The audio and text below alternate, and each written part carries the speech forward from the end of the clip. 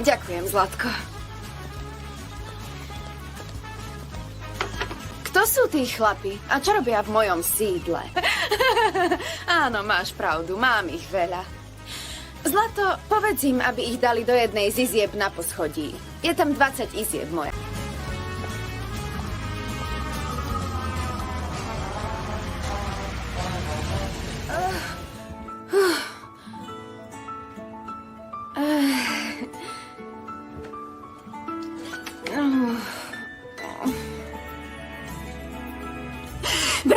Eko, nemáš 20 lír? Nehrab sa. Mám ti ošúpať paradajky? Mami, mám svoju prácu. Hovorím vám, že už budem meškať. Presne o tom hovorka. Napríklad preto, že mi nedávate peniaze?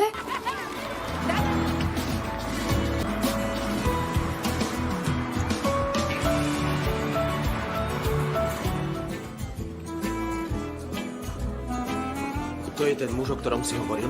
A keď sa s ním rozviedla, dostala veľa peňazí. To vážne? Prosím, váš Pinko, spravedlniť. Pán policajt, ja som tá, koho ohováral. Ide tu predsa o moju...